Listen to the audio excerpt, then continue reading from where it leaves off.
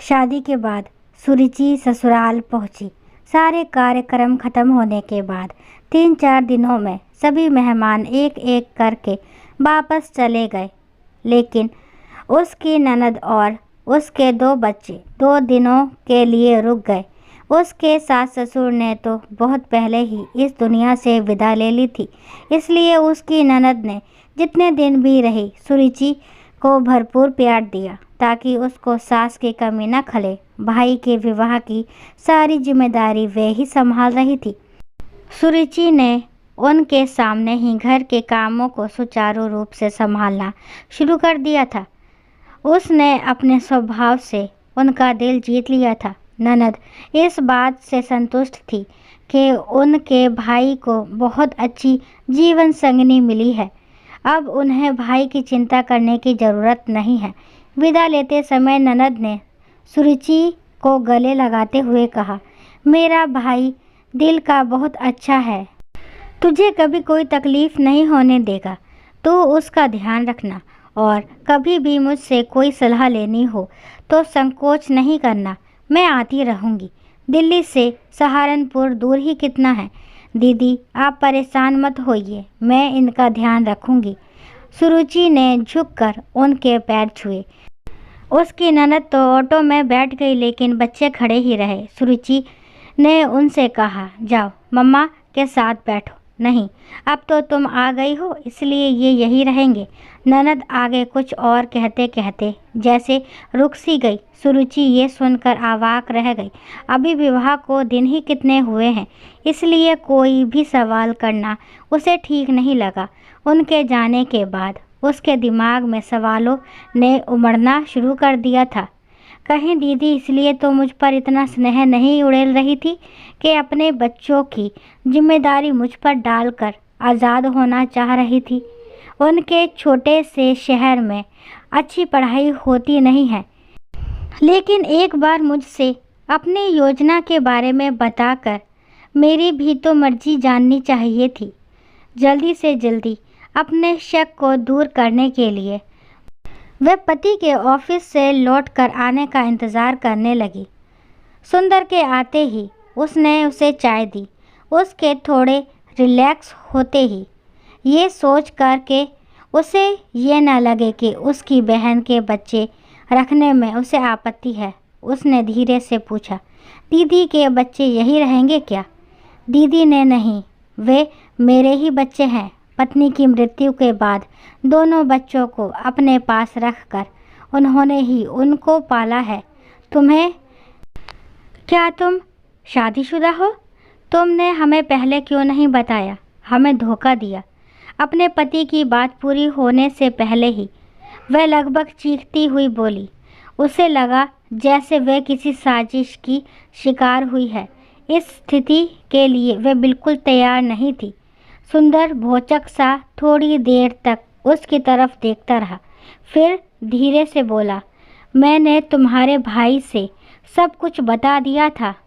उन्होंने तुम्हें नहीं बताया? मैंने तुम्हें धोखा नहीं दिया। फिर भी तुम मेरी ओर से आज़ाद हो, कभी भी वापस जा सकती हो। अब चौंकने की बारी उसकी थी। तो क्या मेरे अपने भाई ने मुझे छला है? उसको लगा उसके माथे की नसें फट जाएंगी। उसने दोनों हाथों से जोर से सिर पकड़ लिया और रोते रोते धम से ज़मीन पर बैठ गई। कहने सुनने को अब बचा ही क्या था। उसके सारे सपने जैसे टूटकर बिखर गए थे। शरीर से जैसे किसी ने सारी शक्ति निचोड़ ली हो। वह किसी तरह वहाँ से उठकर सोफे पर निढाल होकर लेट गई। सुरुचि के दिमाग में विचारों ने तांडव करना शुरू कर दिया था। अतीत की यादों की बदली घुमड़ घुमड़ कर बरसने लगी। उसके पिता तो बहुत पहले ही चले गए थे। उसकी माँ ने ही उसे और उसके भाई को नौकरी करके पढ़ाया लिखाया। जब वे कॉलेज में पढ़ती थी, उसके भविष्य के सपने बुनने के दिन थे। तभी अचानक हार्ट अटैक से माँ की मृत्यु हो गई। भाई उससे 5 साल बड़ा था, इसलिए उसका विवाह माँ के सामने ही हो गया था। माँ के जाने के बाद भाई भाभी का उसके प्रति व्यवहार बिल्कुल बदल गया। वे उसे बोझ समझने लगे थे। ग्रेजुएशन के बाद उसकी पढ़ाई पर भी उन्होंने रोक लगा दी थी। भाभी भी ऑफिस जाती थी। सुरुचि सुबह से शाम घर के काम में जुटी रहती थी। उसके विवाह के लिए कई प्रस्ताव आए, लेकिन अभी जल्दी क्या है कहकर भाई भाभी टाल दिया करते थे। मुफ्त की नौकरानी जो मिली हुई थी। इसी बीच उनके 2 बच्चे हो गए थे। जब पानी सर से गुजरने लगा और रिश्तेदारों ने उन्हें टोकना शुरू कर दिया, तो उन्होंने उसकी शादी के बारे में सोचना शुरू किया, जिसकी परिणति इस रिश्ते से हुई। जिस उम्र की वह थी, उसके बिना खर्च के इससे अच्छा रिश्ता क्या हो सकता था। उसका मन भाई भाभी के लिए घृणा से भर उठा। अचानक सुंदर को सामने खड़ा देखकर उसके विचारों को झटका लगा। सुंदर ने उसके पास बैठते हुए कहा, तुम्हारे साथ जो भी हुआ बहुत बुरा हुआ, लेकिन दुखी होने से बीता वक्त वापस नहीं आएगा। अभी उठो और शांत मन से इसका हल सोचो। जो तुम चाहोगी वही होगा। तब तक तुम मेरी मेहमान हो। तुम कहोगी तो मैं तुम्हारे भाई के पास छोड़ आऊँगा।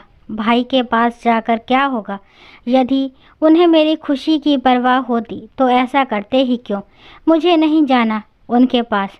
वह बुदबुदाई और आंखों के आंसू पोंछकर घर के काम में लग गई। अगले दिन सुबह सुबह उसकी ननद का फ़ोन आया। सुरुचि समझ गई कि कल की घटना के बारे में वह जान चुकी है, इसलिए उनका फ़ोन आया है। उधर से आवाज़ आई, सुरुचि बेटा, हमने तुम्हारे भाई से कुछ भी नहीं छिपाया था।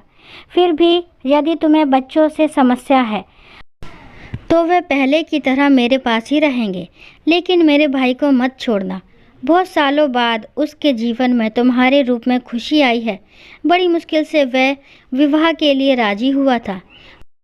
वह भरे गले से बोली, जी। इसके अलावा वह कुछ बोल ही नहीं पाई। इससे पहले कि सुरुचि कुछ फैसला लेकर उन्हें बताए, उन्होंने ही उसकी सोच को दिशा दे दी थी।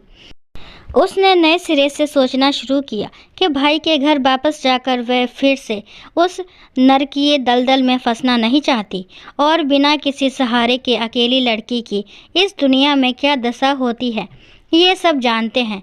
यदि उसका विवाह किसी कुंवारे लड़के से होता तो क्या गारंटी थी वह सुंदर की तरह उसे समझने वाला होता। उसकी कोई गलती नहीं है, फिर भी वह उसे आज़ाद करने के लिए तैयार है। इतना प्यार करने वाली माँ समान ननद कहाँ सबको मिलती है। भाई बहन का प्यार, जिसमें दोनों एक दूसरे की खुशी के लिए कुछ भी त्याग करने के लिए तैयार हैं, जो उसे कभी अपने भाई से नहीं मिला। बच्चे तो शुरू में उसे दूर से सहमे सहमे देखते थे, अब सारा दिन उसके आगे पीछे घूमते रहते हैं। इतने सुखी संसार को वह कैसे त्याग सकती है, जो खुशी प्यार और अच्छे रिश्ते से हासिल हो सकती है। बेशुमार धन दौलत या ऐसो आराम से नहीं मिल सकती। इतना प्यार जिसकी उसके जीवन में बहुत कमी थी, हाथ फैलाए उसके स्वागत के लिए तैयार है। समाज में अधिकतर बहुओं को घर में निचला दर्जा दिया जाता है, वहाँ एक लड़की को विवाह के बाद इतना प्यार और मान सम्मान मिल जाए तो उसे और क्या चाहिए। उसे अपने समय से समझौता कर लेने में ही भलाई लगी। शक व चिंता की स्थिति से वह उबर चुकी थी। आत्मसंतुष्टि के लिए उसने दोनों बच्चों को अपने पास बुलाया और पूछा, बेटा मैं जा रही हूँ, तुम दोनों पहले की तरह अपनी बुआ के साथ रहोगे ना? नहीं नहीं, वहाँ पापा नहीं रह सकते, हमें आप दोनों के साथ रहना है। आप हमें छोड़कर मत जाइए प्लीज़, आप हमें बहुत अच्छी लगती हैं। इतना कहकर दोनों सुबकने लगे। सुरुचि ने दोनों को गले से लगा लिया। उसका भी दिल भर आया। इतना तो उसे कभी उसके भतीजों ने महत्व नहीं दिया था, जिनको उसने वर्षों तक प्यार दुलार दिया था। सुरुचि ने अपनी ननद को अपने फैसले से अवगत कराने के लिए फ़ोन मिलाया और बोली, दीदी मैं यहीं रहूँगी, कहीं नहीं जाऊँगी। दोनों बच्चे भी मेरे साथ रहेंगे। अभी उसकी बात पूरी भी नहीं हुई थी कि उसकी नज़र पीछे खड़े सुंदर पर पड़ी, जो उसकी बात सुनकर मुस्कुरा रहा था। आंखें चार होने पर वह नवयौवना सी शर्मा गई, भूल गई कि वह अपनी ननद से बात कर रही थी।